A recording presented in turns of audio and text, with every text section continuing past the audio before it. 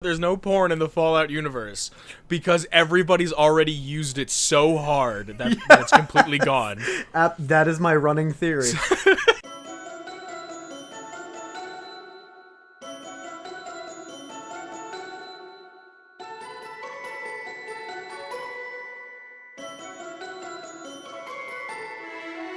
Hello, everybody, and welcome once again to Atomic Radio Hour, the show that dives into the wreckage that is post-apocalyptia.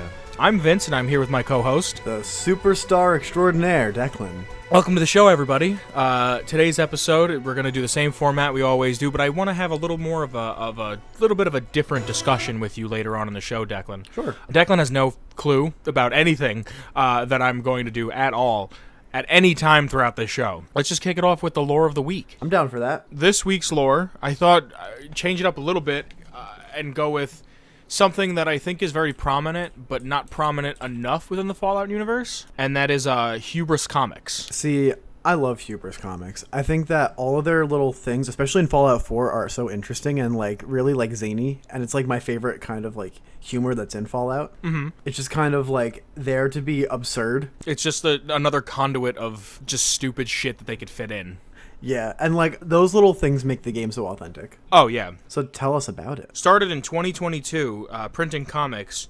Their headquarters is in DC, and they're owned by Hubris Publishing. Now, that's really all they had on the wiki about Hubris Comics itself. So, are you going to tell us a little bit about their shows / comics? Yeah, but a lot of them aren't fleshed out but exist. So there's a lot of really funny premises and really great ideas that I really hope we get to see more in 76 of. Okay. So we at the very least know about Grognak, Silver Shroud. What else is interesting? I'll just start it off with the OG, Grognak the Barbarian.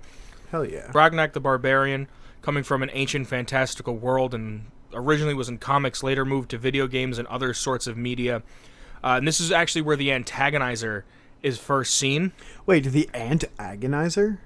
Yeah, the antagonizer comes from Grognak. I didn't know that. Yeah, I'm not quite sure where the Mechanist came from because it didn't say. But it's said on Grognak's page that the antagonizer came from this series. I think most comics in this universe cost $23. But Grognak is essentially just a play off of Conan the Barbarian. I'm sorry, can we pause real quick? $23? Yeah, a gallon of gas costs $1,100. Oh, well, that makes a bit more sense. Inflation's just fucked. The Adventures of Captain Cosmos, something that I wish they would elaborate on a little more. A TV program and comic book. The TV show aired new episodes and reruns Thursdays at 8 p.m., which is actually most likely a reference to Star Trek. Is it? Yeah. And most importantly, cool. Jangles the Moon Monkey first shows up here. Yo. It's Captain Cosmos' sidekick. I didn't know that Jangles was actually a fantasy thing. I thought that was a real thing, that they just sent a monkey to the moon. No, it is. It's based off of, oh god, I knew his name. It's either Hector or Victor. And then there was Hector or Victor 2, Electric Boogaloo. Oof. He was the first monkey and the second monkey to ever be in space. So they based it on real that. Life or in Fallout canon? No, in real life. Oh, really? Yeah, they based it on that. Cool. Did you ever play Reign of...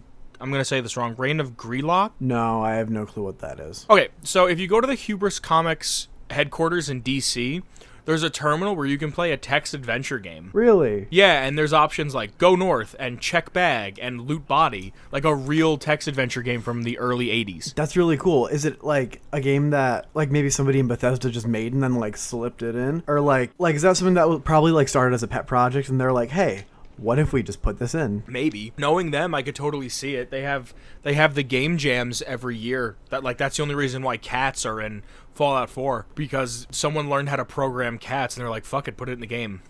Yeah, I heard that. Wasn't that in the no clip? Uh-huh. Cool. That no clip has been a Bible for me. I reference that thing all the time. I still haven't finished the entire thing of it yet. Really? Yeah, I only saw bits and pieces and fell asleep at some point. I love that. I've watched it 4 or 5 times. I haven't seen the 76 portion of it at all. Really? Oh my god, dude. Yeah, I've just been taking your I might have to word find for a new it. co-host. Oof. Here's one of my favorite names for any sort of comic book. Now, follow me, because this is real. I didn't make this up. All right. Kid Wacky's Zany Hijinks.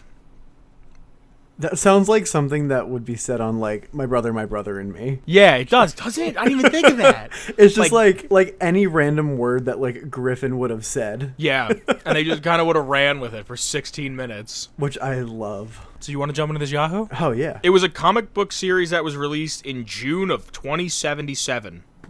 That's it. That's it? There's literally nothing else about it.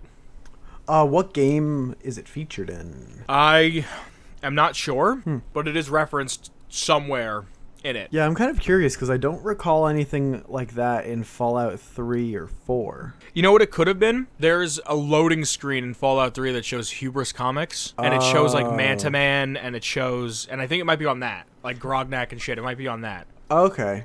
Yeah, I didn't even think about that. So, I don't know about you, but one of my favorite things is kind of how they Fallout alludes to like real life events. Yeah. Like, did you know the first issue of Captain America is Captain America punching Hitler in the mouth? Yeah. Like, I think that shit's so friggin' cool. So they had a show called Tales from the Front, right? Like about like the war front. Yeah, which I kind of when I read it, I kind of thought like, oh, it's like MASH. Yeah, I can see but that. not on for 25 years.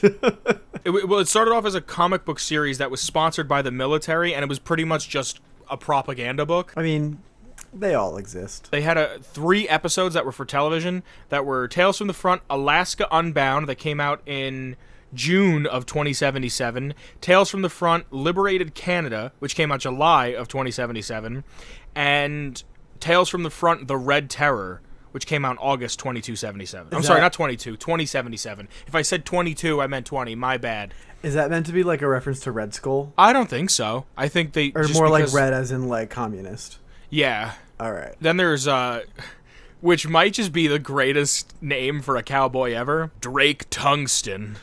Drake Tungsten? Yeah, Chrono Cowboy, released July of 2077. That's all they have about it. It's probably another one of those title card things. I would love to hear more about Drake Tungsten. What is tungsten the metal? Like, what is its properties? Is it, like, really conductive? Or is that the one... Or no, I'm thinking magnesium that lights up, right? Hold on. I think it's a really malleable one. You can't say malleable like I know what it means. I went to public school. Tungsten is a grayish-white lustrous metal, which is a solid at room temperature. Tungsten has the highest melting point and lowest vapor point of all metals. At the temperature of 1,650 degrees Celsius, it has one of the highest tensile strengths. I was wrong. It was the strongest metal. Or one of them. Wow. It's an excellent corrosion-resistant thing. No shit. Yeah. Well, imagine a cowboy. Captain. Drake Tungsten. Drake Tungsten. He's literally Drake Strong Metal. Yeah. Yeah. He's got metal and it's strong. So to further the whole propaganda movement they had going, Underground Life. Is that about Vault-Tec? Kind of. I thought maybe it would play off of like Boys Life. Like, do you remember Boys Life magazine? Yeah. I mean, I never read them. I always got them because I was in Scout. Oh, really? Yeah. Underground Life had a Vault Boy special in August of 2077. And only had 2 issues that are accounted for. The Vault Boy special, which I think came with an Underground Life bobblehead, Vault Boy. Alright, that's cool. Like a cross promotion. Yeah, and they also had Underground Life, Tim's Big Adventure, September of 2077.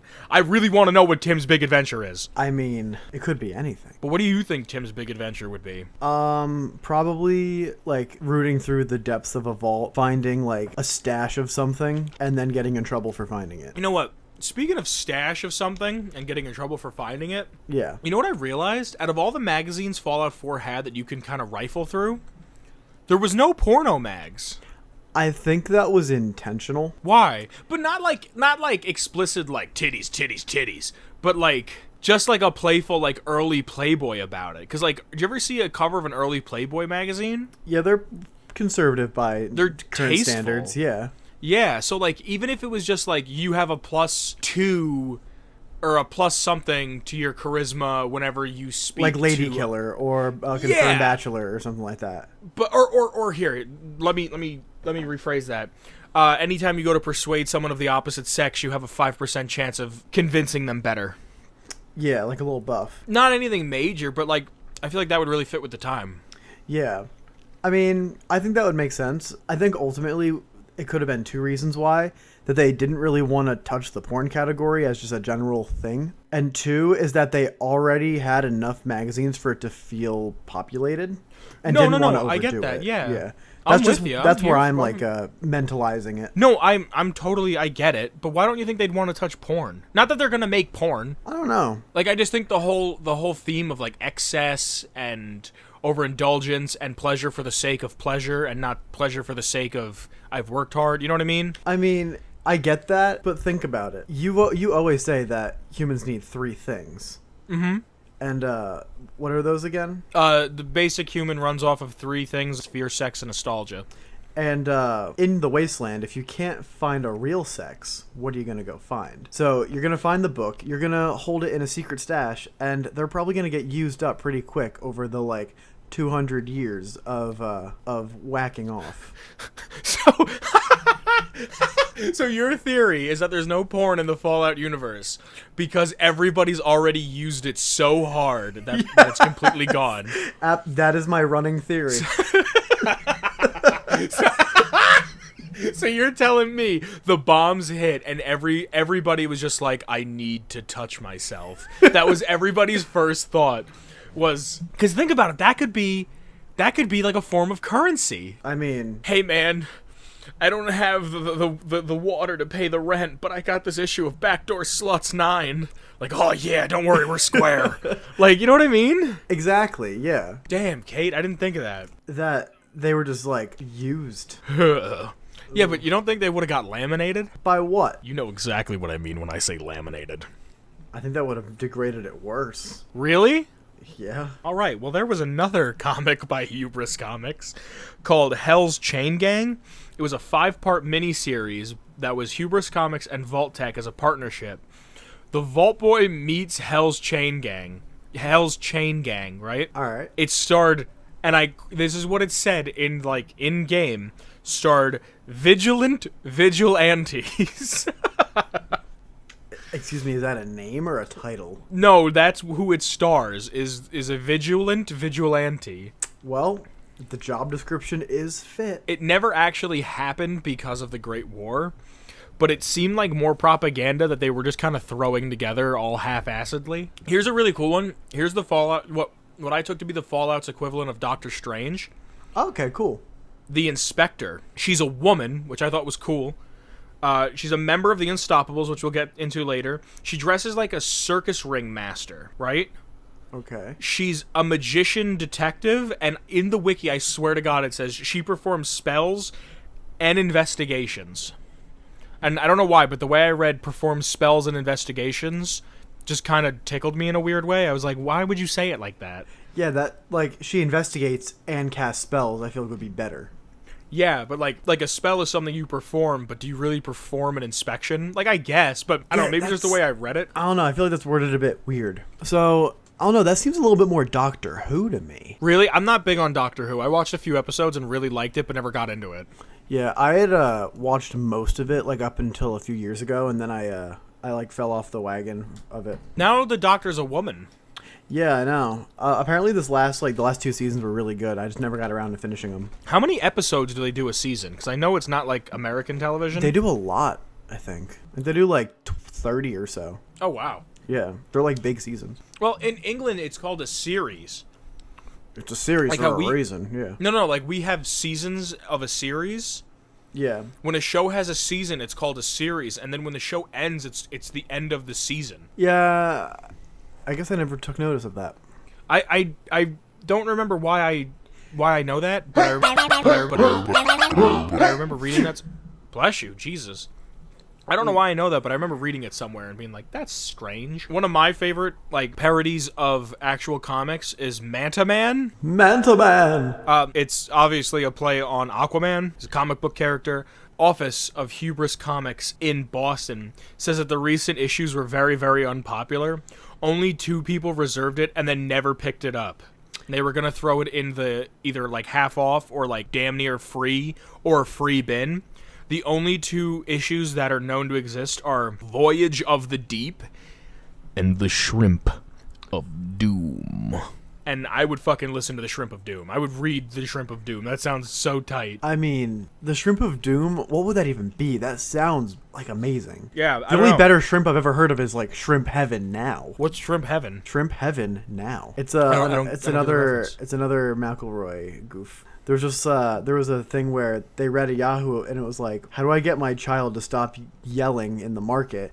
And it was like it told about like an exploit of or no, it wasn't that this person would draw like the signs on like the glass that like described what was in the case. Okay. And one time she was like labeling it for shrimp, and then this kid walks up, like it runs away from its mom, walks up and screams, "Shrimp Heaven Now!" And just the delivery of it is just amazing. It's really what funny. happened? I don't remember. You know what? If you want to find out what happened in the story, get the McElroy brothers on the podcast. Yeah, McElroy brothers, come on the podcast and explain yourself. Shrimp Heaven Now? Why is it now? So another fan favorite, and one part that I really, really liked, is the Silver Shroud. The Silver Shroud! Long black trench coat, silver scarf, black fedora, silver Tommy gun. Kent Connolly, and this is something that I love. Kent Connolly is actually based on, I want to say it's Clark Kent and the guy who invented Superman. They put the two names together. Oh, cool. That's like a nice nod, yeah. Yeah, I could be wrong with that, so don't quote me, but I know it has something to do with Superman. He said that the Shroud and Captain Cosmos did a crossover during a Thanksgiving special before the war. I don't know about you, but when I was a kid, my favorite episodes of cartoons were always the Christmas or the Halloween or the Thanksgiving specials. See, like, all I remember is that Jimmy Timmy Power Hour was the littest shit ever as a kid. You really thought it was that cool? I remember not being into it. I was like, yes, this is what we needed the entire time. Really? Yeah. I remember there's a SpongeBob Halloween episode that's so fucking good, and they never play it. What one is it? I look for it every year. Like, I look for the, every year around Christmas, I always look for the Johnny Bravo Christmas special where they go to the North Pole with Donnie fucking Osmond and, the Animaniacs movie where Yakko gets a hay penny and then he gets to make a wish and buys 2 hay pennies to get Dot's surgery. Aww. That's fucking classic. Yeah, I really dig the seasonal episodes usually. Especially of like not reality TV, but like like sketch and like comedy. Like the seasonal episodes of Brooklyn Nine-Nine are hysterical. Oh, really? I gotta watch Brooklyn Nine-Nine. You would love it. It's so good. See, like, you know what's funny? I just said that my favorite episodes of cartoons were always the holiday-themed ones, but my least favorite episodes of New Girl are the Thanksgiving ones. Really? Yeah, I don't know why. Everyone loves them, and they just don't do anything for me. The Halloween episodes of Brooklyn Nine-Nine, like, live in infamy as, like, some of the best episodes. Really? Because they all are the same format with a twist each year. So, like, you're like, ooh, what are they gonna do for the next Halloween episode? Huh. Yeah, it's really good. Did Community have, like, really good holiday episodes? I think they did. They had really good Halloween ones, I remember that. Yeah, I think the Christmas ones were a little meh, but the Halloween ones were really good. No, they had a Christmas one that was all stop motion and it all rhymed.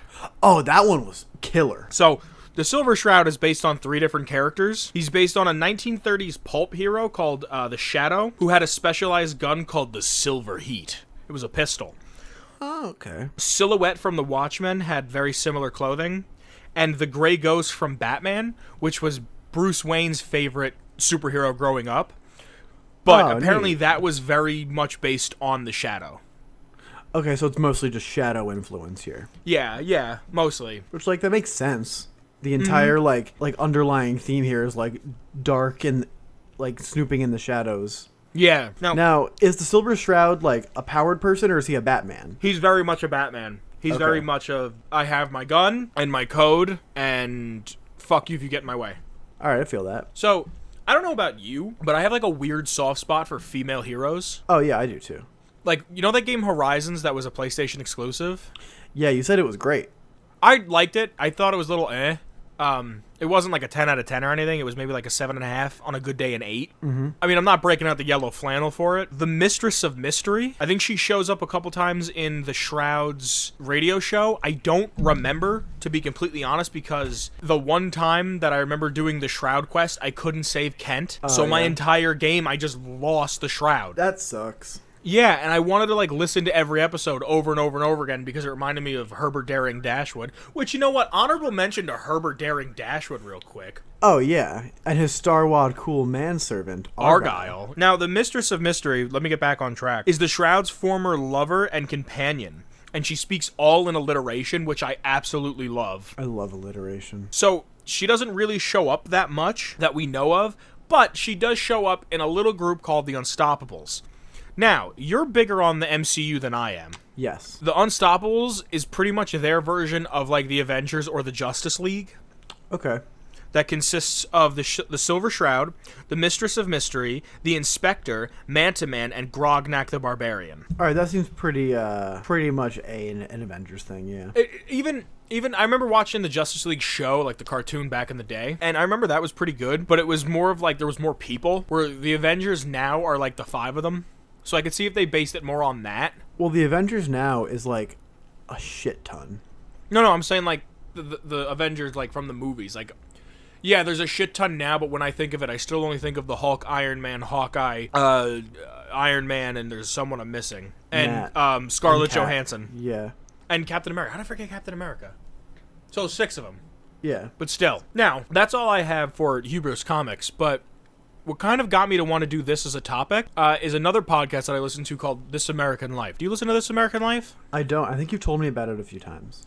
I love it. I just really like storytelling podcasts, and when I'm at work, especially if I could just kind of turn my brain off and listen to a good-ass story. So they had one, and I thought this would fit into the whole theme of today's episode. Would you rather, now this is a serious question for you, Declan. Okay. Would you rather have the ability to fly or be invisible? And why? You're not going to let me pull the bullshit of, you answer first, right? You want me to answer first? Yeah, kinda. Flight. See, Flight. 110% flight. You want me to tell you why, so you have some time to think? Yeah. You want me to stall? No, I have an answer. Oh, okay, then I won't tell you. No, then tell me why. Okay, good, I will. Right, so, cool. invisibility is cool. You could go invisible and, like, steal a bunch of shit and, like, steal the Hope Diamond and sell it on the black market. Whatever. Yeah. Cool. It'd make a ton of money. But think about how liberating being able to fly would be. Yeah, like, that's like, humans, like, in general, have always just, like, been fascinated by flight. And basically having one free pass to just be able to do that would be incredible. Like, I think if I had the ability of flight, I would be such a more relaxed person. I wouldn't care about being places on time because I wouldn't have to worry about driving. I wouldn't care about, yeah, today at work it sucked, but at least I get to fly home. Yeah. I'm going to go jump off a mountain and then kind of like glide down and just kind of be free. I never have to pay for concerts. Just, like, fly above them. I'll just fly above a concert and hang out. And, like, I would just kind of, hang out. Like, I don't think I'd be any different. I'd just be like, there's Vince, the fucking flying pizza boy. Like, you know what I mean? Like, just It's something the pizza like, man. yeah, like just something stupid. Like, I would never, I don't think I'd ever really be upset. I think I'd be like, all right, well, this sucks, but I think for dinner I'm going to fly to California. Yeah, but, like, how fast would you be able to fly? Would you get to choose? I think fast enough where my skin wouldn't rip off and I wouldn't be uncomfortable and, like, I wouldn't have to wear a new shirt every time. Okay, so, like, You know what I mean? it would take a while to get places, I would feel like. But, Yeah. like, still, you would cut travel in, like, a fraction. Oh, yeah, I can go from the East Coast to the West Coast in, like, 3 hours. Yeah, well, that's fast as shit, dude. Well, yeah, that's actually faster than a plane. I think when I went out to the West Coast, it was like 5 hours on a plane. All right, whatever, shut up. But if I wanted to fly from the northeast to the southeast, and I could do it in like 2 hours, like a plane, like That's that not beats bad, driving. Yeah. Like if I can go how fast does a plane go? Like 600-700 miles an hour? I think No. if it's dragging its ass, it is. Really? How fast is the speed of sound? Commercial jet aircrafts cruise at about 400 to 500 knots, which is anywhere from 500 miles an hour to 900 miles. Or wait, from 400 miles an hour to 600 miles an hour. Okay, so if I can go that fast, if I can go as fast as like a 747. Yeah, I mean, that'd be pretty convenient. Would you get tired? Would you need to eat? I don't know. I think it's more of a super, like I don't think I'd have wings. Yeah. Like See, I think if I had to pick a superpower, it would be to have wings. That'd be fucking cool. Yeah, but think about how inconvenient that would be. You go buy a suit, and it's like, oh, I gotta get a tailor to have fucking wing holes. No, like, say that they just be like kind of like D&D wings. Like You have to explain that to me. Like Aasimar have the ability to have wings, but they're only summonable. They're not like physical pieces unless your DM allows it. It's more like, they turn like light. It's like hardened bits of light that just turn into like ethereal, like ghost-like wings. See, I feel like that'd be cool as shit. Yeah, that would be really cool. So like kind of like stained glass on your back. Oh, that'd be so tight. Yeah. I mean, I think the superpower to get is flying. If I had the ability between flying and invisibility, it would definitely be flight. But what would you pick? Invisibility? I've entertained the idea of visibility, but I feel like if I chose invisibility, I would become a bad person. Really? Go on. Because I would just turn invisible and probably take things. You really think so? I think I'm generally a good person, but like if things got tough, I'd be so easily available to get whatever I wanted that like why wouldn't you do it? So like I think I would definitely do flight, but only if I got to have cool wings. So either cool wing. Do you think you would become a superhero? I feel like a big component of being a superhero that flies is having the strength to back it up. So unless I had super strength, I would not become a superhero. I would just use it as a convenient form of locomotion. Really? Yeah, or just to look dope. Yeah, imagine pulling up on a date and just, yeah, what's up? Yeah, so my glass wings, yeah, get on my back. Now, could you do that? Do you think you'd be able to carry someone on your back? I mean, I think like piggyback style, I feel like would be enough. You say piggyback style and my back hurts. Everybody thinks like piggybacking's the way to go until you do it and walk 10 steps. Yeah, like it's not ideal, but if you're like if you're generally weightless in a flying type environment, yeah, maybe it'll take slower, but you can get someone. Either that or like marriage like pose where you have them like in your arms. Oh, like the Yeah. marriage pose. I don't know what to call it. No, but I knew exactly what you meant when you said it. Yeah. I don't know. I think the thing I was listening to that gave me this idea was saying that there's two groups of people and that pick flight and invisibility, and a lot of women pick invisibility and a lot of men pick flight. Yeah. They said a lot of things that you said. Like, if you were invisible, you just start taking shit. Yeah. Like, there's no consequences to your actions. Yeah. But then at the same time, like, if you go invisible, are your clothing going invisible? Do you have to be naked while you do it? See, I would like to entertain the idea that clothing, any of your personal artifacts become invisible with you. All right, so say that you go invisible, right? And you sneak into, like, your favorite German bakery, right? Okay. And they make these immaculate chocolate chip cookies that they make with like brown sugar and like 3 sticks of butter a cookie. Oh my god. And the chocolate chips are so fucking thick that like they're just as thick, if not thicker, than the cookie itself. And like when they're warm, thicker than a bowl of oatmeal. Thicker than a bowl of oatmeal. And when you get them and they're warm and you crack them in half and take a bite, it's the closest you're ever gonna get to being inside your mother's womb again. And now imagine you're invisible. Yes. And you sneak into this bakery, right? All right. And as you sneak into this bakery, when you grab a cookie, does it turn invisible too, or does it look like a cookie's floating away? Because after a while, they're going to be like, Tim, put the fucking cookies down. There's 2 ways to look at it. It's that whatever you started with stays invisible, or whatever you touch becomes invisible. So you're kind of banking on whatever I touch turns invisible? Yeah, so but kind of like King to Midas? a reasonable degree. Like, you can't just, like, touch the ground and the entire earth becomes invisible. Like, that's not reasonable. But, like, if I'm outside and it's raining, I can take out my umbrella. I can pick up that person's umbrella, and it's an invisible umbrella. You want prestidigitation? To a point, yeah. Okay. Like, minor satellite invisibility. Like, if I pick something up that is, like, say, less than, like, 2 cubic feet in volume, then that would be the invisibility. What if you pick something up that's 3 cubic feet in volume? It just wouldn't become invisible. No, you don't think like only 2 cubic feet of it would become invisible? That'd be kind of cool. That'd be kind of cool. I don't know. I feel like it's just kind of like an all or nothing kind of thing. Because okay, so say there was like a group, like a support group, like an AA meeting of superpowered individuals that they met up in like a church basement. And they sat in a corner, and there was, like, stale donuts and coffee and shit. And it's like, hi, my name's Phil, and I've been invisible since I was 12. And everyone's like, hey, Phil. Do you think that, like, if enough of them got together, they could make, like, I don't know what it's called, but the Bean in Chicago? What is that thing called? The Bean. What is it called? It's called the Bean. Is it? The Chicago Bean, yeah. Okay, because the Bean seemed too fucking elementary. I didn't think they'd actually name it the Bean. But if you think if like enough of us got together, we could just Inviso Bill the Bean. I don't know. I mean, is the power? It depends on how the power was given. If the power was like manifested intrinsically, like inside of yourself, then I feel like it could only be as useful as it is to yourself. But if it was created like extrinsically, like say by an injection, that like an external source had created it, and they created it with multiplication in mind, then that would be a case where you can work together to like cover like a big space. How would you want to be given this power? Like whether it be flying or invisibility or what? Yeah. Be born with it, and it manifests with age. Okay. Kind of like you go through puberty and it's like, oh, I got wings now. Now, okay, let me ask you this. If you had the ability to go invisible, or if you had the ability to fly, and you were in school, like high school, like junior high, yeah, do you think you get picked on, or do you think you'd be the coolest kid in the class?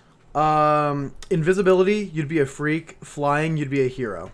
You think so? Yep. Why? Because, I don't know, I feel like when people think flying, they think freedom, they think power, and when you think invisibility, you think subversion, and you think secretive, and maybe even manipulative. And I feel like just those associated stereotypes and emotions, like, kind of hit you, even if you don't think about it. I see. I think if you were, and this just speaks for the school that we went to, if I had the ability to fly, they would never stop asking me to be on a sports team. Yeah, because there's no rules saying I can't do it.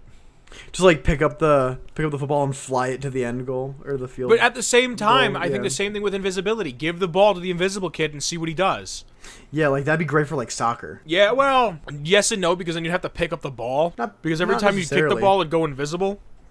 Well, then how long does your invisibility work? If it's something you're touching within so much space, let's say the space of a basketball or like a soccer ball or a football, right? All right. If I kick it, it goes invisible, but then as soon as it leaves my foot, so it'd only be again. in the blink of an eye that it like pops out of existence, unless you're holding it. So you're gonna cheat? I mean, that's up to you. But everyone's gonna know that you're cheating. Yeah, I mean, only if they know if you're on the team. Oh, fuck. Okay. Like, what if you're like the secret sauce and like? Holy shit. Yeah. I didn't think of it like that. So Like, just be on the team, but don't tell anybody like you're on the team team as the manager of the team. And then like, oh, hey, coach, I'm going to the bathroom. But secretly, you go invisible and go onto the field and make them win the game. Okay, but what happens when I'm gone every game and someone's like, how come Inviso Bill over there is never here? What if they don't know you're invisible? What if this has all been a giant, like, secretive thing, like the Incredibles? Well, you don't... Okay, but you don't think that eventually someone would be like, you're the manager of the team. Where the fuck are you? Yeah, we get to the first quarter and you're just shitting your brains out every game. Like, do you just have, like... And I guess, like, in today's day and age, you could be like, I have a disability where I fucking shit constantly. I mean, like, IBS is real. No, I know, but I'm just saying, like, I couldn't think of the name of it, so I just said a disability. Yeah. But I'm saying, like, you could be like, you know what I mean? I don't know. But I don't know, there's just something about flying to me that's so... liberating and free, right? I was right with my stereotypes. You were. Like, I just want to... I don't know, believe I could fly. Just the idea of not having to, like, to worry about, like, fuck my car. The only thing that would suck is in the winter. Yeah, because, like, air chill is... oof. Maybe you'd have, like, a winter car or, like, a snowmobile. Just a winter car. Like, that's your version of the Batmobile. Yeah. Or, like, just, like, a snowmobile. Yeah. You have a snowmobile in case. If I could fly like that, I'd move to, like, the Caribbean. Oh, yeah. I'd go somewhere, like, decently warm. Or, yeah. No, you know what I would do? I'd live right outside of Seattle for most of the year, and then, like a bird, I'd fly south. That's pretty funny. Because you know what? Here, let's think of other superpowers. Would you rather live forever? No. Why? I would not want to live forever. That already like shut me down. Torture. Why? I do not want to live forever. Why do you think it sounds like torture? It just sounds like the worst. Like, you need to elaborate. There has to be a point where you become so bored or just so, like, finished with everything that you just want to be done. Really? And, like, at that point, your loved ones have all passed on, and, like, you're just alone forever. Yeah, you're not wrong. Yeah. But you know what I would do? What was your other option? I'm sorry, I cut you off. I don't even remember. You cut me off, and I was so ready to talk about living forever. You know what I would do?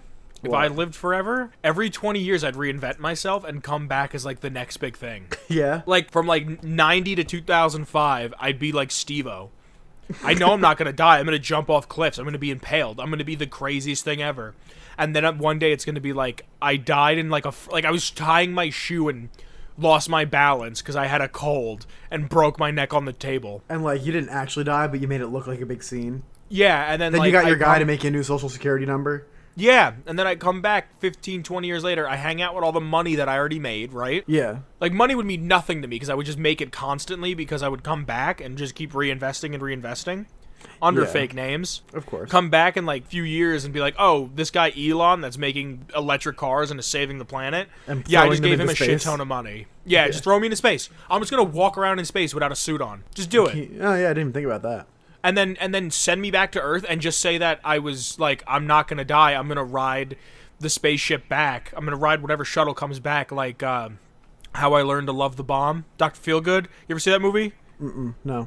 There's a scene where they drop a bomb out of a plane and he's riding it and he's, like, waving his cowboy hat. I have seen that scene, though, yeah. Yeah. I want to ride the spaceship back to Earth like that and just say that I burned up in the atmosphere. But you're actually still alive. Yeah, but even if I can feel pain, if I've been alive for 2,000, 3,000 years, pain is nothing. Like, I know what every pain feels like. I've shot fucking nails through my hand as a party trick. Oof.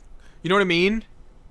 But at that same time, like, Captain America gets the shot and can't drink. Like, if he tries to get drunk, it just doesn't happen. Yeah, he's just, like, so, like, metabolizing. Yeah, so, like, where is the line? It depends on the terms and conditions of the power. But, like, what's, like, another power that would be interesting? Super strength? Do you think super strength is overrated?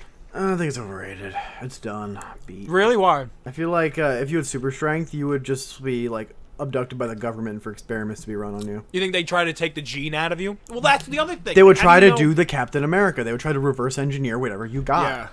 But how do you know, like, if you're flying or invisible, the government's not going to be like, come on, like, shoot 'em down. You're coming with us, like. But then, guess what? Just fly the fuck away. Yeah, but they have, like, Apache attack helicopters and shit. Destroy it. Well, no, then I'm a terrorist. I just want to fly and buy Chinese food and eat it, like imagine going to the drive-in. You and get just the kinda best seat in the house. Yeah, and just eating fucking Chinese food and flying. I would, if I could do that, I would sit above people's cars and accidentally, quote unquote, drop an egg roll. drop mini corn. Yeah, just drop an egg roll on someone's head. dude, I would mess with so many teenagers trying to get lucky. Ooh, Like, go to Makeout Point and just land on top of I would buy a hook and land on top of their car and make, like, the whole thing, like, shake and rattle, and then take the hook and, like, drag it across the hood. So when the guy gets out and he's like, what's going on, man? Just fucking, because in my mind, it's still the 50s. Yeah. And when he gets out in his fucking Letterman jacket and she gets out in her fucking poodle skirt, and she's like, come back in and French me more. And he's just like, no, I gotta beat this guy up. Just fuck with him. Like, that'd be so much fun. I feel like it would get really lonely no matter what power I have because I can't share that experience with somebody. Yeah. But I feel like it'd be easier to share the experience of flight if I can, like, pick them up by their shoulders. And, like, Titanic them, but not in the water. Yeah. Yeah, I feel that'd be cool. Kind of like Peter Pan. Yes, kind of. Yeah. So what's another power?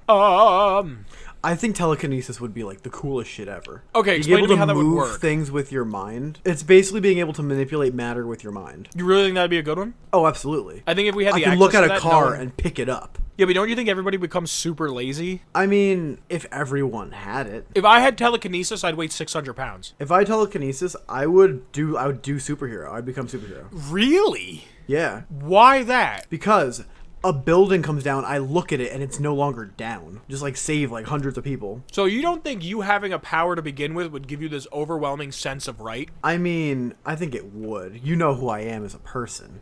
Yeah. I'm kind of right. Like, I act a little righteous. Like, that's why I was kind of surprised when you were like, I'd be evil. Right away. Because, like, I thought that would be my answer, but I really don't think it would be. I think I would finally have that feeling of freedom. No matter what power. Because, like, even telekinesis, if I can manipulate matter, that means I can pick myself up and levitate. Yeah, basically. So, maybe this is too strong of a power. Like, you know how they have to have, like, a checks and balance system? Yeah. Like, maybe that's just too strong of a power. I don't know. I feel like telekinesis is, like, a cool one. Yeah, but think about how you can just manipulate people. Well, what do you mean by that? You could go to Disney World and lift everybody up and just skip the front of the line and nobody's going to stop you. I mean, if you're Because if anybody tries to throw a punch, you're just going to throw fucking Mickey Mouse at them. You know what I mean? Yeah, it's basically the equivalent of having, like, a fizz gun in Gmod, just whipping things at each other. I think telekinesis is the corrupting power. It kind of is. I think if I had telekinesis, I would become a bad guy. Yeah. I'd become It's a supervillain. definitely one of those powers that could easily be branded as a villainous power. Yeah. What's another, like, common villainous power? Money. Yeah. A lot of my favorite bad guys they don't have powers. They're just rich. They're just people. Like, the Joker is just a man who's fucking nuts. Yeah, he's just a nut job. I feel like Super speed? super speed is a very heroic power, in my opinion. Really? Why? I should say heroic. It's a very heroic power. Like, look at the Flash. Okay. Like, he's just, like, subverts, like, any amount of waiting to save people. Yeah, but don't you think that would be too overwhelming? I mean, I'm sure to begin with it would be overwhelming. Like, having think, to, if you were in New York, right, and everybody knew about this super speed power, Yeah. you'd have, like, a pager that, like, goes off, and you could be in New York, like, saving somebody, right? And you're, like, beep, beep, beep, beep, beep, goes off, and it's like, oh, fuck, I gotta run to Miami quick. And then you're going to Miami, and then you're going to California, and then you're going to Vermont, and then you're going to here and there and Boston and back, and it'd be like, oh my god. I mean, like, hey, you want to come out to dinner tonight? Nah, I can't. I gotta run to fucking Syracuse quick. Yeah. You know what I mean? I know what you mean, yeah. Like, I wouldn't tell anybody I had super speed, but I wouldn't worry about getting to places on time, I'll tell you that. Yeah. What about just Spider-Man powers? Okay. I'm here for this conversation. The only thing is, Spider-Man cannot shoot webs out of his hands.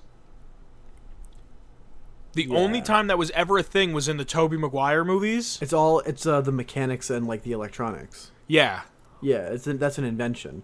The Yes. power is the fact that he can, like, hold and grasp onto things. And that he's strong. And, like, nimble, yeah. Yeah, like, totally. Fuck yeah. Yeah. Like, if I could just kind of, like, it's kind of pointless and it kind of isn't. I would need the webs. Like, I would need something to kind of swing back and forth. And Spidey sense. Imagine having Spidey sense. It's like, oh, this feels wrong. Like, I don't feel good. And then all of a sudden... I don't feel too good, Mr. Stark. But, like, I don't know. I think if I had that kind of ability, I think I would find Elon Musk and be like, make me a web shooter. Yeah. Like, I need a rope so I can swing. All right. So, considering that this is Fallout, what kind of powers could come from radiation? We know from the QuakeCon stuff that there's a mutation called Birdboned. Yeah, so that could make you light enough to be able to fly, potentially. Well, you could... I think it just said that you can carry less but jump higher. Yeah, so you can, like, do, like, these giant leaps. Like, Oblivion acrobatics-esque leaps. Yeah, yeah. Did you ever see Morrowind, like, you can mix spells together? Yeah, that was so cool. So you could, like, mix a spell together and die instantly or jump the whole map. Yeah, based on just how, like, stupid buff you make it. Yeah, there's also something about a marsupial, so, like, kangaroo powers activate. Kangaroo Man! Who do you think's, like, not to go off of mutations, but who do you think's, like, the most worthless superhero ever? Man, I don't know. I feel like a lot of people have decent merit. Really? Yeah, I mean, Even like, the Wonder Twins? I don't even know who the Wonder Twins are. Oh, the Wonder Twins are fucking incredible. Every time I think about them, I don't know why, but I automatically think of Donnie and Marie Osmond. Alright, well then who are the Wonder Twins? To bring up the fucking Osmonds twice in this same podcast. Wonder Girl, I guess. I don't even know their names. It's the girl, the sister, the twin, can turn into any animal, right? Okay. And the brother can turn into a bucket of water. The fuck? Yeah. And then they have a monkey that hangs out with them. Alright, so turning into any animal, that's pretty dope. Like, look Like at Beast Druids Boy? from D&D. Yeah, Beast Okay. Boy. Like, you can just turn into, like, a woolly mammoth and just, like, crush cars. But turning into Yeah. a bucket of water? Yeah. What you gonna do? Fill up some water balloons? You gonna put out, like, a campfire? Yeah, look up the Wonder Twins cartoon from back in the day. It's a fucking joke. Like, the original Space Ghost before Adult Swim made it into the masterpiece that it is now. Like, it's so fucking... It's the same angles, like, 6 times. Yeah, this looks very much, it does look very much like Space Ghost. Yeah, it's like the same kind of... I think it came out of Hanna-Barbera. So it's like Yeah. the same art style. Even Space Ghost had 6 angles and was interesting. I mean, Space Ghost is a masterpiece. Now it is. What like Mike Laszlo and fucking George Lowe did for Space Ghost is fucking incredible. Space Ghost Coast to Coast. Yeah. That's fucking. I wish they could bring that back. I wish they're bringing back Harvey Birdman, attorney at law, but now he's fucking a Supreme Court justice. Oh my god. Yeah, I might like actually watch cable to see that. The Wonder Twins are fucking pointless. Like 3D Man. You know about 3D Man? Hold on. The Wonder Twins are both members of the Junior Super Friends. Really? Who's in the Junior Super Friends? I don't know, but I gotta. So we have, all right, in order: Snapper, Carr, Okay. Robin, Okay. Wendy, Marvin, and Wonder Dog. The Wonder Twins, Yep. and Gleek, I guess, is the name of the monkey. And that's it. So the only cool one's Robin. That says a lot. Yeah. That's old Robin, too. Yeah, it's not even Teen Titans Robin. Did you see the new Teen Titans show? The Well, live-action show? Did you see the trailer for it? Oh, for Titans? Yeah. It looks too dark. Yeah, there's a scene where they're like, "Where's Batman?" And Robin's like, "Fuck Batman. Get the fuck out of here. Come on." They What, are took you the fucking teen out kidding of me? Titans. They just said, they literally called it Titans. Yeah, like that, and like they're saying it's debuting on DC's new streaming platform. Which I'm not going to buy. No, but like I you can watch I barely Arrow like and, DC. Yeah, they can't fucking make a good movie to save their life. Fucking Suicide Squad was a joke. This is coming from the person that loves Batman. You love Batman. Yeah, I love Batman. I fucking love Batman. And they can't make a good. And don't give me that Chris Nolan bullshit, because if you're a real fucking Batman fan, you would have been real fucking pissed off. Why would you make, on a new streaming platform, why would you make a dark series to start? Yeah, you would want something ideally to be inviting. Or, like, you start with a comedy because it's easy. They should have made the Wonder Twins Comedy Hour. It should have been like a show like Sonny and Cher, but the Wonder Twins, like and a they're variety all washed show. up. Yeah, it's a that would be variety show, so and they're funny. all washed up, and they're just like, "This is all we can do because we're fucking pointless." Yeah. And like that'd be such a cool show. DC, if you're listening, fucking hire me to write it. Just think about how cool that would be. That would get people to watch it, because people like probably our parents' age grew up watching that Hanna-Barbera, Wonder Twins, Space Ghost, all that shit. Yeah. You know what I mean? So they would have like an appreciation for it. They would get it. They would understand it. They'd be like, "Okay, I can rock with this, and I can show my kids this." It would be immediately like entertaining and just funny, because it comes slightly from a place of stupidity and slightly from a place of nostalgia And love. Yeah. Like I think one of the best ways to get a laugh is to laugh at yourself. Oh, easily. Like if you tell somebody, "Hey, I'm a fucking idiot. I shit my pants." Like, ha ha ha. Yeah, you know what I mean? Like, people are automatically going to be like, "Oh, you're making fun of you. That means I can do it too." And then you're in on it. So if they made fun of themselves, with the Wonder Twins Variety Hour, think about how great that would be. That'd be really funny. Or you can just like release Fuck Batman the show. Yeah. Get the fuck out of here. Fuck Batman. Fuck you. Fuck Batman. Like, why would Robin say that? What motivation does Robin have to say fuck Batman? What did Batman ever do to him? Like, depending on which Robin it is, he saved his fucking life. You know what I mean? Yeah. Like, I'd love to get this, and it's like fucking, "Oh, hi, yeah, Bruce saved me from the fucking circus where my parents were murdered. So fuck Bruce. Fuck you." Yeah. Come on. And like, and especially if it's the newest Damon, if it's Damon Wayne, which is Batman's fucking son. Fuck you, Dad. Yeah, fuck you, Dad. This isn't a fucking phase. Me and my friends are gonna go hang out at the mall and beat the shit out of bad guys. Fuck you. Yeah, that's ridiculous. Is Cyborg even in it? They're gonna make Cyborg white. Oh, if they do, that would be just like totally fucking the worst. Like, did you see what they did to Starfire in the comics? No. Oh, They made her a slut. Yeah, I was gonna say I saw that. There's a whole thing where she's like, a Tamaranian doesn't need yada yada to get fucked. Like, what are you kidding me? I don't like. That's my gripe with Suicide Squad, is that they made Harley Quinn way too over sexualized. Yeah, it's really appealing to the male fantasy. Not even that. I know, but like that's what I'm saying. Like, if it's that bad that like two dudes are complaining, yeah, yeah, it just must be fucking excessive. I don't give a fuck about PC anything. If you want to say whatever the fuck you want, go ahead and say it. But if I'm sitting here saying that Harley Quinn was way too over-sexualized, come on. Yeah. You know what I mean? You want to add any final thoughts, Declan? I do want to revisit our radioactive superpower. Oh, I'm sorry. Sorry. Yeah. No, it's okay. What kind of radioactive superpower would you like? I would like the radioactive superpower to absorb radiation from someone else. Oh, you want to be like a radioactive sponge. Yeah. Called me the sponge. What would your tagline be? Sopping up that radioactive mess. No, What would your backstory be? I was holding a sponge when the bombs dropped. And now I suck all of those atoms away. I was thinking a janitor at a school. And just kind of, what would your name be? I don't know. What, like my mundane name? Yeah, like your real name, not your your secret identity. Frank Porison. Frank porous, like a sponge, like. See, I was thinking Roger Brillo or something. Okay, see, I didn't want to go for the brands. Yeah. And I didn't want to just be Absorbent Robert. I don't know. I think when I think of radiation superpowers, I automatically think of the Hulk. Yeah, I guess. But the Hulk is just basically super mutant. Yeah. What's like a different original radioactive superpower that you would be interested in having? Oh, did you ever see the Toxic Avenger? No, I don't know what that is. You have to see the Toxic Avenger, Declan.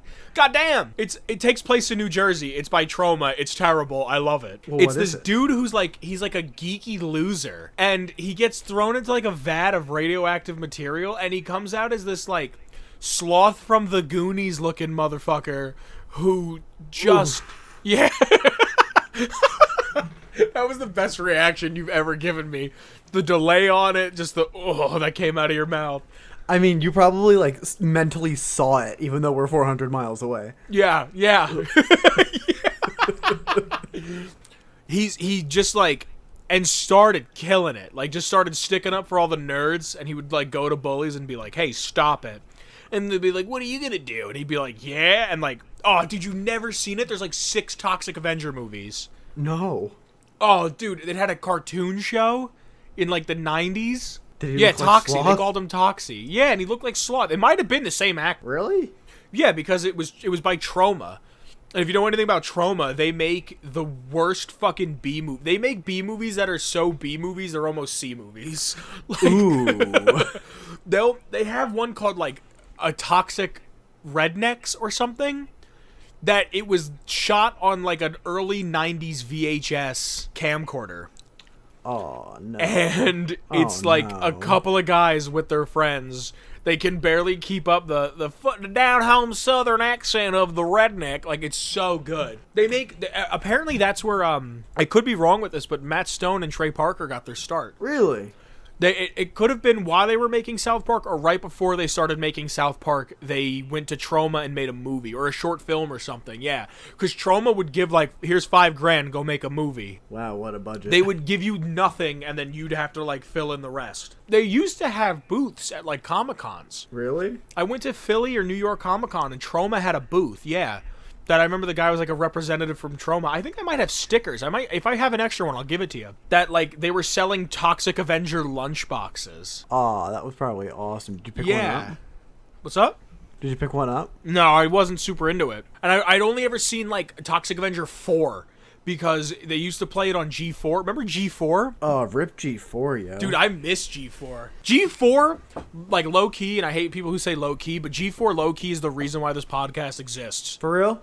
Think so? Because the first time I ever saw E3 footage of any sort was watching Todd Howard talk to Morgan Webb and Adam Sessler at E3 about Fallout 3. So in a weird kind of butterfly effect, everything kind of becomes full circle. G4 is somewhat the reason why we have this podcast today. Huh.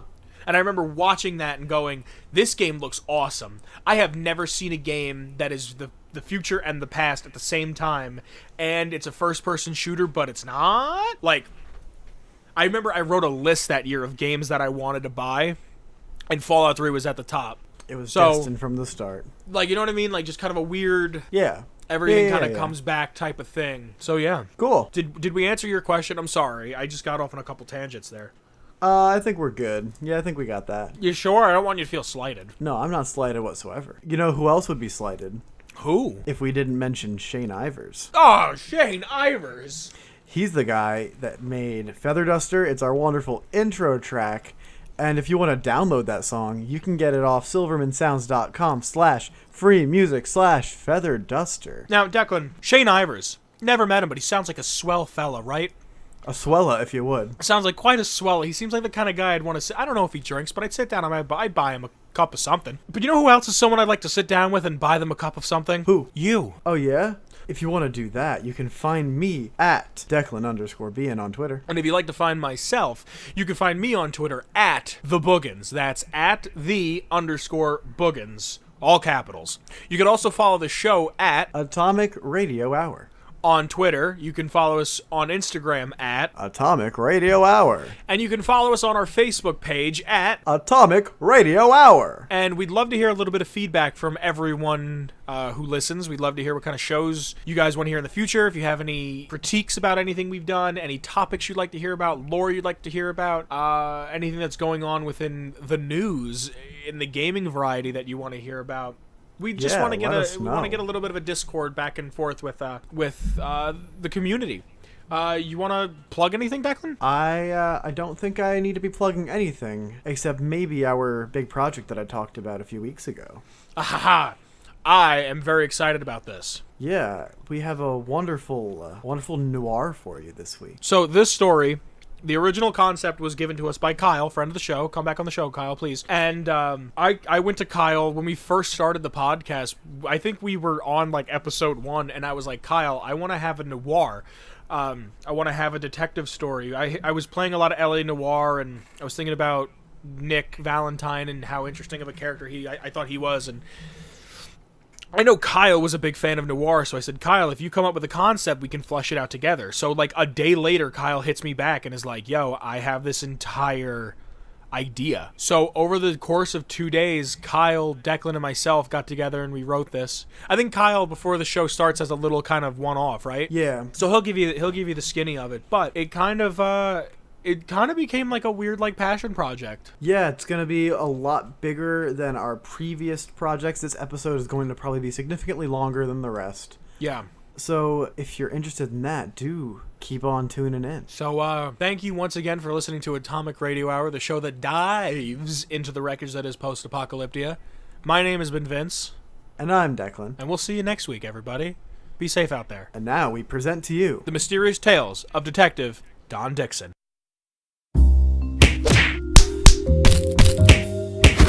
How did I end up like this? In some pre-war warehouse getting beat up by 3 goons uglier than a super mutant on a bad hair day. Hanging from some large metal hook, all bundled up like some sort of present.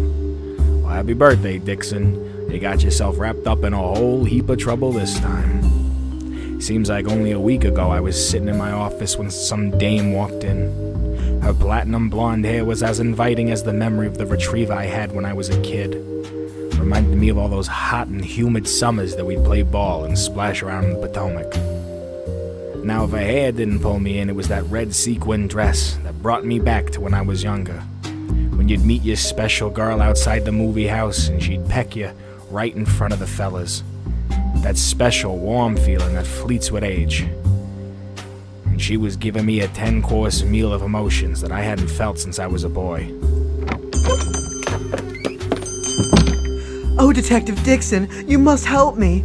I'm in such distress. My brother Robbie, he's gone missing. He's working with Rex Lincoln, you see. He's a scaver looking for pre-war missiles to sell to the Enclave. It's not honest work, but it pays well. Please, oh, Detective Dixon, I know you have the best track record amongst all the private dicks in the DC Old area. Rex Lincoln, 2-bit criminal turned mafia don. Seemed as if my last few big jobs, all roads led to Rex. This one time, I thought I was about to get him, and I walked right up to his door and it was locked.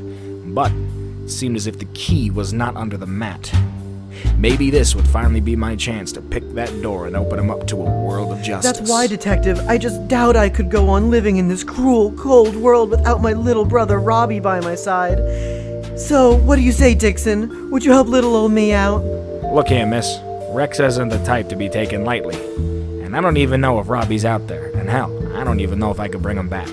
You have to do everything that you can. I have the caps, I promise. Please, Detective, please, you must help me.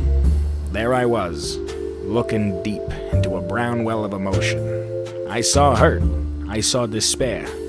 I even saw a little bit of myself. I was hesitant, but how was I supposed to say no to those eyes? I told her I'd take the job and it'd be half up front and half upon mastering. I rang up Alec and told him we had work. Alec's a good kid. Funny story how we met. A couple of neighborhood rabble-rousers were giving him the whip. Called up old Dixon to help him on out. He reminds me of myself at that age. Tons of chutzpah, with his back against the wall.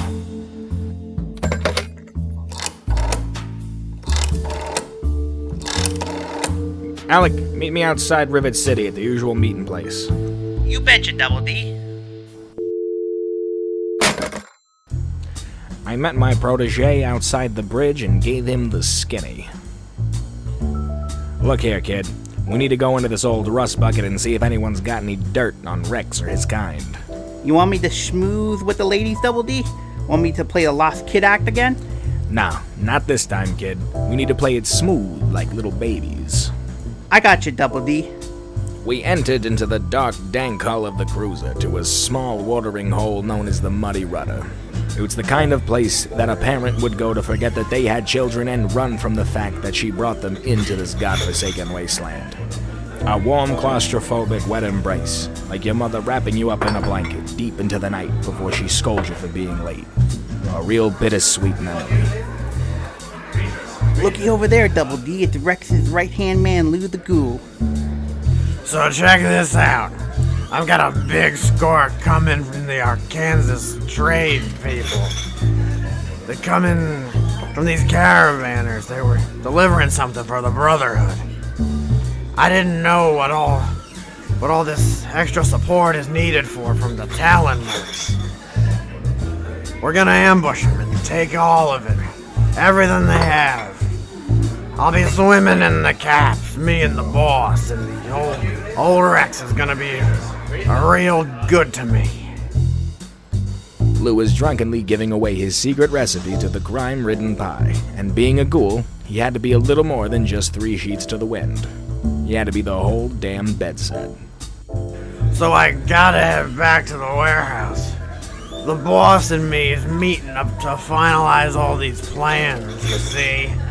We's about to be happier than a pig in shit. Yes, we is. Yes, we is. Rex might even promote me on the spot tonight. Alrighty, Alec, here's the plan. I'm gonna split, tail this drunken lowlife to wherever it is he's headed. I want you to stay behind and see if you can get any extra details on him or the rest of his frock. Be careful, Double D. In 2 hours' time, meet me outside this rust bucket, and if I'm not back, the business is yours. You got yourself a deal, boss. So there I was, following a drunken man down a dark alley on a rainy night. He had me going left, he had me going right, side to side, and I followed him through a maze of twisted metal and rubble, spinning me around like a pre-war record. After what almost seemed like an exercise in futility, we rounded the corner to the Parsons Brothers fishing packery. And as soon as I got there, he disappeared into the darkness, lost in the shadows, and the faint smell of fish that never seemed to fade away. To make sure that I had all my bases covered, I took out my magnum as I hugged the wall, and my damp trench coat left a snail's trail after me. And that was mistake number 1. After what can only be described as an eternity of sneaking around corners and covering my tracks, out of the corner of my left eye, I got a small glance at Rex Lincoln. I rushed after him. Mistake number 2. I subcontracted my feelings to do a little extra work on this job. As I ran in, I let those feelings get a little overtime as I shouted out to Rex. Rex! I heard a tripwire snap, and the next thing I know, I was hanging upside down from the ceiling. Rex Lincoln, you 2-bit swine, I'll have you pay for your crimes you've committed in the past and what you've done towards Miss King.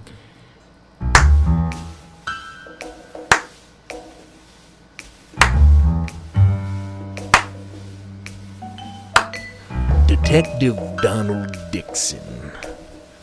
Why do you get all hung up on my goings-on? Where's Robbie, Rex? You shouldn't care about Robbie. You should care about yourself.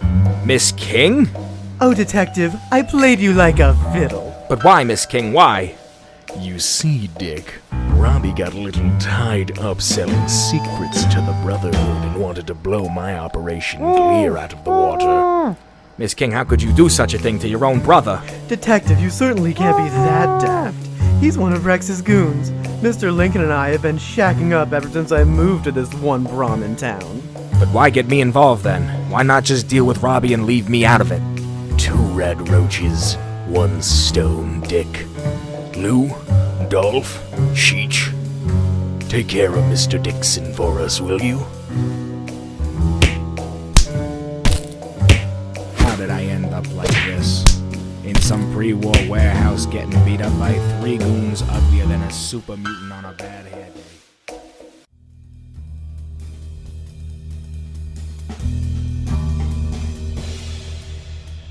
Now the boss had to seen this one coming, but I followed him all the way to the Parsons Brothers fish packery. I don't care how long he's been in the business, a little backup goes a long way. I trailed him, keeping my distance, running from fire escape and rooftops. I was swinging around like Jangles the Moon Monkey. I studied Lou the Ghoul and Double D as they entered the old fish packery. They both made a mistake, entering through the front door. Already having my vantage point, I snuck in through the window on the top floor. I should have told the boy to tell me. He could have gotten me out of this jam. Once I was inside the big warehouse, I looked around for any clues that could have shown me to where Double D and those thugs could have gone, until I spotted mistake number 2, a snail trail left behind by Donnie Dixon's trench coat. Rookie move, Detective, rookie move. The rainy wake left behind by my old sleuthing buddy was enough to lead me to the prize. Double D up by his feet on some large metal hook as some of Rex's goons beat the plasma out of him. I let out our signature call to be subtle, but still let him know I was there.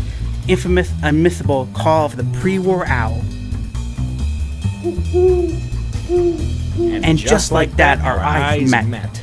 Me all hung up on Rex's goons. And I getting a vantage point in the rafters, waiting for my chance to strike. And just in the nick of time, I saw the opportunity and took advantage of my surroundings. For some reason, there was a grand piano being used as a counterweight to hold up my private eye friend. I cut the ropes that were holding it up, crushing 3 goons in a glorious bloody mess. Double D shot out to me in the rafters, and I freed him from those chains that bounded him. Hey, Double D, what you up to? Just hanging around? Look here, kid. Leave the wisecracks up to me. Quick, if we can get back down to the main level, we can go after Rex and Miss King. But first, you need to free Robbie. Holy crap. Thanks, Mr. Dixon. You really saved my hide there. It's all in a day's work, son. Now be on your way. We have some business to settle. And just like that, me and my pal Alec were once again on the road to putting the squeeze on old Rex and Miss King. Any idea where they went, Double D? They ran out the back door like a couple of cowards. We ran at a breakneck speed towards their last known location, back into the wasteland, while the rain really started to come down. And there was Mr. Lincoln, in between me and the Potomac River with nowhere else to run. Noticing the predicament that he was in, he whipped out his pistol, grabbed Miss King, and put it to her temple. A real rock in a hard place. Stop right there, Rex. There's nowhere else left to run. It's over, I exclaimed to him as I drew my magnum. Detective, if this just so happens to be our final meeting, may I ask a question of you? Get on with it, Rex. What gives you the right to impose your special blend of justice on me? What makes your outlook so much better than everyone else who perceives this world? An overinflated sense of ego? An overwhelming sense of self-right? Or are you just running from something, Detective? Enough with the theatrics! Blow him away already! Not now, sweetheart. The men are talking. So what will it be, Mr. Dixon? Let the lady go, Rex. She doesn't need to be hurt. I need an answer, Detective, or the lady here will be missing a large fragment of her skull. I had enough with this character, and so did my feelings that I subcontracted to help out on the job. So I took my shot. As I raised my sidearm up to take aim at him, it was almost as if the world around me had stopped, letting me take the most precise shot that I could, and yet, still wasn't quick enough. The spineless shill of a human being that is Rex Lincoln moved Miss King in the way, taking the bullet in her shoulder as he ran away. I tried to rescue her, but she shoved me off and ran into the direction of Rivet City to seek refuge of some sort. What happened, boss? How did you get wrapped up in this mess? Mistake number 4, kid. Never trust a dame with a misty eye.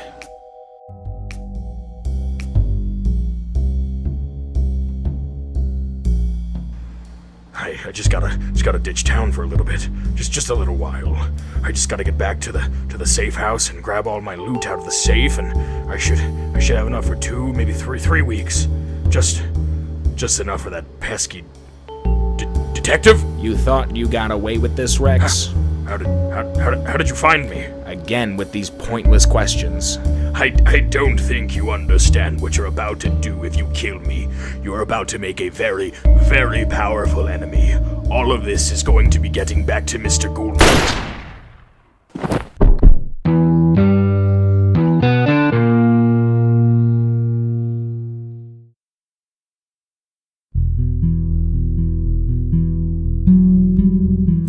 A few days later, Alec and I were going over the notes of another case that we were going to undertake. Wow, this is going to be my first real job. What do you mean, Al? We've been on tons of jobs before. Yeah, but now I own the business. You took more than 2 hours' time, and I had to save you from those goons. I think with the money from this job, I'm going to change the sign outside from Don Dixon's detective agency to Alex's detective agency. Well, then it's nice to meet you, boss. I was working for the original owner for more than 20 years. You think maybe I can get a pay raise?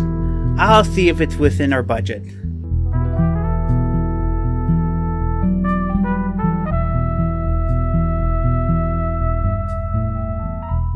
Hey everybody, this is Kyle. You might recognize me from a previous podcast.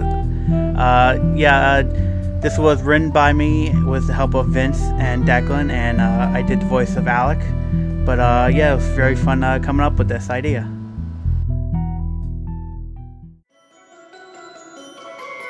Tune in next time for another dramatic and mysterious tale of Detective Dixon. Atomic Radio Hour Podcast.